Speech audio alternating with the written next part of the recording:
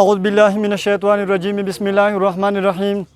ما يغير بقوم حتى لا يغير ما بأنفسهم صدق الله العظيم واجب القدر والاحترام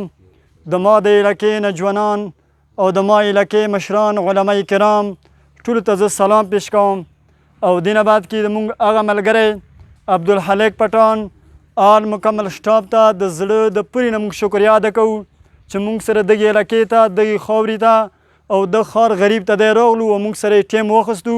د دې موږ ډېره شکریه ادا کوو د زړه پورې شکریه ادا کوو اوله خبره دا چې کومې پټان به یې خبرې وکړي مشرانو خبرې وکړي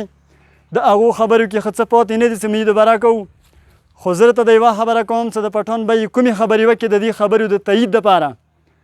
چې نن د ما او د تا د علاقې کومه سروې وشوله په دغې سروې باندې د ما او د تا د علاقې د ټولو خلکو اعتراض و چې دا ملک دا کمیټي ما ته مرسته وه هغې کمیټي کې د خلکو د ما سره خپل تضیات و هغو به شیطني پالیسي کولی د چا به کوټه کېده د چا به نه کېده خو د دغو بال پور د مونږ هر چا ته اواز کړی دی خو د مونږ اواز چا نه اورېدو خو عبدالحلیق پټان بیا مونږ په دې خبرې باندې بیا شکریه ادا کوو چې د خپله خبره حکومت ته هر چا ته ورسوله خو بیا هغه کمیټي مونه حکومت نه دی ماته کړي بیا موږ سره خپل تضاد خپلې علاقې کې وشولو دا زه ته بله خبره دا کوم چې د کومه د قوم د علاقې د روډ والا مسله خبره یې وکړله دا روډ نن شروع شوی دی نن هغه د میر باغ والا روډ چې کوم تاسو سیول کې چا کړې وه هغه ته نن ورشئ نن ورکې خاورې اچولی شي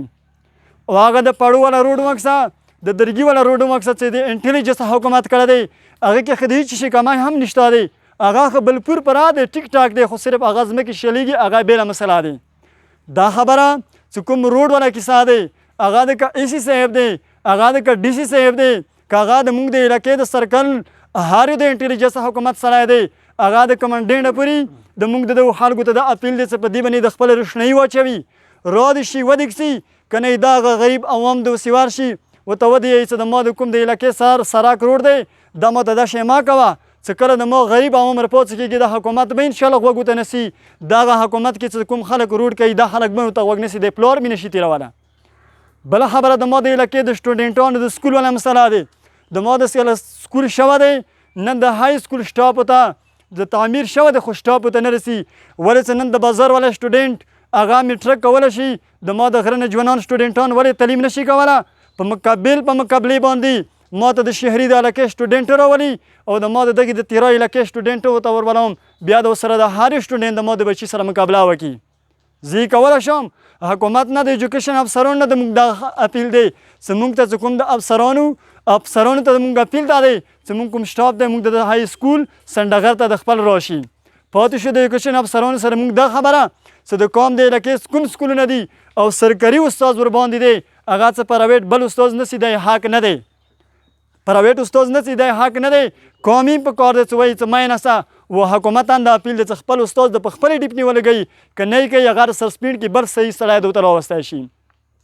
و بله خبره دا ته کوم چې د موږ تاسو د کوم د شهیدانو خبره وکړله قوم د علاقې شهیدان شوي دي هېڅ معلومات یې نه لګېږي هېڅ خبرې یې نشته دی خو زه ته د یوه خبره کوم پټان ته د دې خبرې تسلي ورکوم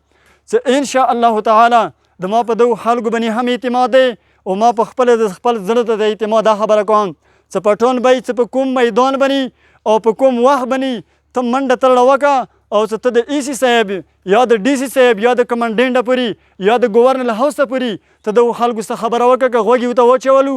ټیک دی په نعمه هي موږ سره ټیک دی خواښه دی او که بیا یې د دغو خبرو دپاره تیار نه وو نو موږ تا سره د سادې چاک بندونې ته هم تیار یو او که موږ د پړچینار ته ریلې کوې د سره موږ تیار یو او که د ګورنر هاوس مخې ته ته احتجاج مظاهره کوې انشاءالله مخکې موږ کړي دی بیا درسه تیار یو نو واخر دعوانا ان الحمدلله رب العالمین تاسو ټول تیار دي خبرې ته انشاءالله العزیز